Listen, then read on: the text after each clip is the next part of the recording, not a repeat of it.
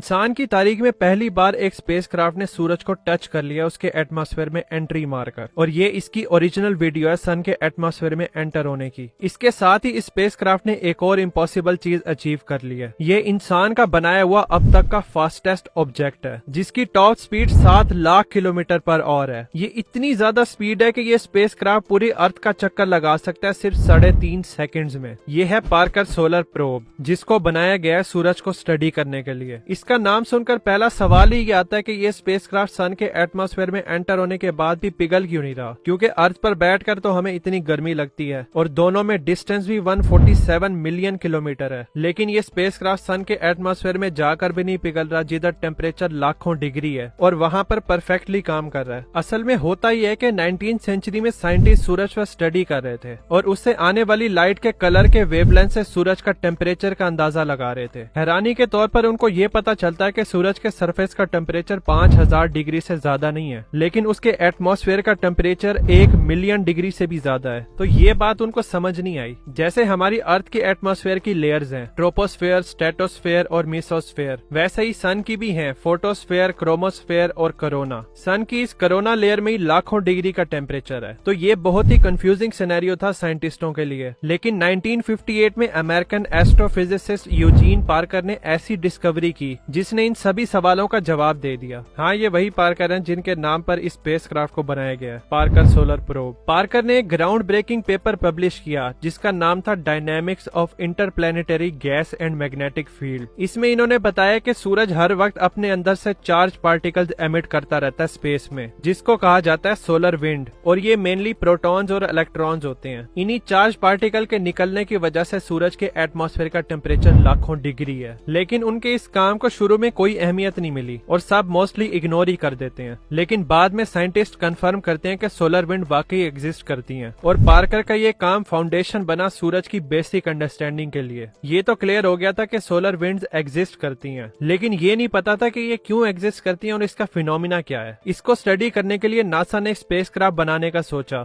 जो सन के एटमॉस्फेयर में जाएगा और स्टडी करेगा। लेकिन सूरज के एटमॉस्फेयर में टेम्परेचर लाखों डिग्री था, तो इस स्पेसक्राफ्ट को इस तरीके से डिजाइन करना था कि ये मेल्ट ना हो। इसके लिए साइंटिस्टों ने बहुत ही यूनिक डिजाइन तैयार किया। इस प्रोब के आगे एक कार्बन शील्ड लगाई गई है हीट से बचाने के लिए। इस शील्ड की खास बात यह है कि इसको स्पेशली लैब में डिजाइन किया गया है कार्बन फोम से। ये कार्बन फोम अंदर से 97% खाली है ताकि ज्यादा हीट इसके अंदर ट्रैप ही ना हो और ये एक इंसुलेटर के तौर पर काम कर सके। फिर इस फोम के दोनों तरफ carbon carbon composite key layer लगाई गई है जिसको ग्रेफाइट और रेजन से बनाया गया है। फिर इस मिक्सचर को वो सुपर हीट करते हैं ताकि कार्बन अपनी प्योर फॉर्म में आ जाए, और फाइनली एक व्हाइट सिरेमिक पेंट इस शील्ड के फ्रंट साइड पर लगाया जाता है जिसने सूरज को फेस करना था ताकि मैक्सिमम हीट रिफ्लेक्ट हो सके कार्बन फॉर्म में एंटर होने से पहले ही। इसी शील्ड की वजह से ये स्पेसक्राफ्ट हाई टेम्परेचर को बर्दाश्त कर सकता है। इस प्रोब के सारे इंस्ट्रूमेंट इस शील्ड के पीछे छुपे हुए हैं ताकि वो डैमेज न हो सके। इसके साथ ही पार्कर सोलर प्रोब में एक्टिव कूलिंग सिस्टम भी लगाया गया है जो इसके इंस्ट्रूमेंट को सेफ रखता है। जब पार्कर सूरज के करीब आता है तो ये सिस्टम पानी को एक्टिवली स्पेसक्राफ्ट में सर्कुलेट करता है, जिसकी वजह से एक्स्ट्रा हीट भी खत्म हो जाती है। बाकी इस स्पेसक्राफ्ट में सेंसर लगाए गए हैं डिफरेंट टास्क को परफॉर्म करने के लिए और सन को स्टडी करने के लिए। इस सन को पावर देने के लिए 2 बड़े सोलर पैनल्स भी लगे हुए हैं। ये पैनल्स पूरी तरह खुले होते हैं जब प्रोब सन से काफी दूर होता है, लेकिन जब ये प्रोब सन के ज्यादा करीब आता है तो मोटर के जरिए ये सोलर पैनल शील्ड के पीछे छुप जाते हैं ताकि वो मेल्ट न हो सके। सोलर पैनल का ऊपर वाला थोड़ा सा हिस्सा नजर आ रहा होता है जिधर से ये एनर्जी लेते हैं, जो कि बहुत होती है स्पेसक्राफ्ट और इसके इंस्ट्रूमेंट को पावर देने के लिए। अब बारी आती है पार्कर को स्पेस में लॉन्च करने की। 12 अगस्त 2018 को इस प्रोब को स्पेस में लॉन्च कर दिया जाता है। सबसे मुश्किल टास्क यही था कि इसको सूरज की ऑर्बिट में किस तरह लेकर जाएं। अर्थ से सन का डिस्टेंस 147 मिलियन किलोमीटर है। ये तो नहीं होता कि स्पेसक्राफ्ट में इतना फ्यूल हो कि वो 147 मिलियन किलोमीटर का डिस्टेंस ट्रेवल कर सके स्पेस में।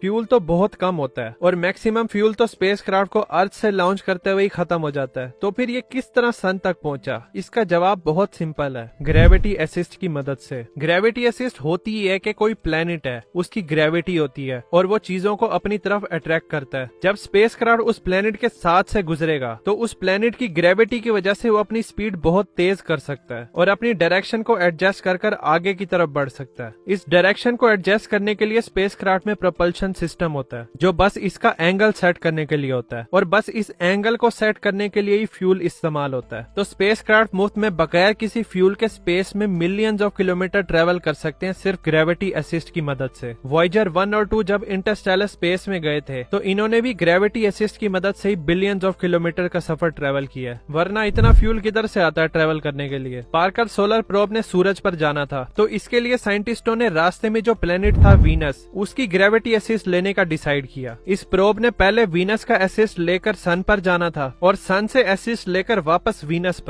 तो इस तरह ये लूप में सर्कल करता है। टोटल में इस प्रोब ने 24 बार सूरज का चक्कर लगाना था वीनस के असिस्ट के साथ। 150 दिन लगते हैं इस प्रोब को एक चक्कर कंप्लीट करते हुए, और हर चक्कर में ये सन के और करीब आता जा रहा है पिछली बार की कंपैरिजन में। 29 अप्रैल 2021 में पार्कर सोलर प्रोब अपने 8वें चक्कर में सक्सेसफुली सूरज की कोरोना लेयर में एंट्री मार लेता है। इस मिशन को प्लान किया गया है कि ये अपने 24 चक्कर 8 साल के अरसे में कंप्लीट करेगा। इस ड्यूरेशन में ये टोटल में सूरज पर 900 घंटे की रिसर्च कर पाएगा। लेकिन इस स्पेसक्राफ्ट का ऑब्जेक्टिव क्या है कि इसने एग्जैक्टली सूरज पर क्या स्टडी कर, इसके लिए बहुत सारे टास्क इस प्रोब को दिए गए हैं। पहला टास्क तो है सोलर विंड्स को समझना कि ऐसी क्या मिस्टीरियस चीज है जो इन पार्टिकल्स को हाई स्पीड में स्पेस के अंदर फैला रही है। इस चीज को सही से हम अंडरस्टैंड करके स्पेस वेदर के बारे में समझ सकते हैं। इसका दूसरा टास्क है सूरज की आउटर लेयर कोरोना को करीब से स्टडी करना और ये फाइंड करना कि क्यों ये लेयर हजारों डिग्री से भी ज्यादा गर्म है सूरज की सरफेस के मुकाबले में। इसका तीसरा टास्क है सूरज के प्लाज्मा और मैग्नेटिक फील्ड के स्ट्रक्चर और डायनेमिक्स को समझना, ताकि सोलर विंड पहली दफा शुरू कैसे हुई ये पता चल सके। अभी तो फिलहाल पार्कर सोलर प्रोब सूरज को स्टडी कर रहा है, तो सूरज के अंदर के फिनोमिनाज और नई डिस्कवरीज हमें फ्यूचर में ही देखने को मिलेंगी जब ये मिशन कंप्लीट हो जाएगा। अगर आपने पार्कर सोलर प्रोब को लाइव देखने के अभी वो किस जगह पर है, तो आप नासा की वेबसाइट पर पार्कर सोलर प्रोब लिखें, वहाँ पर आपको पूरे सोलर सिस्टम का मैप नजर आ जाएगा। इधर से आप सारे नासा के मिशन देख सकते हैं जो इन्होंने आज तक किए हैं, और आपको इनकी रियल टाइम लोकेशन भी मिल जाएगी। यहाँ पर है ये पार्कर सोलर प्रोब इस टाइम अभी लाइव। लेकिन ये सब पढ़कर हमें क्या फायदा होगा?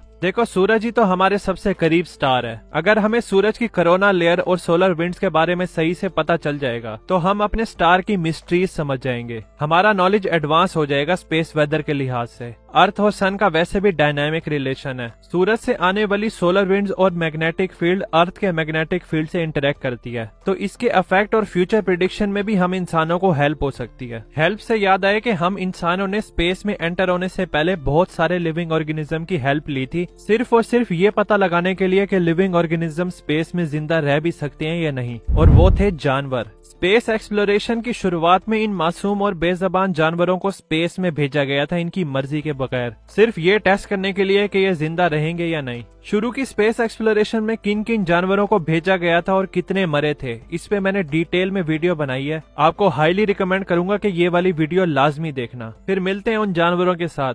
Thanks for watching.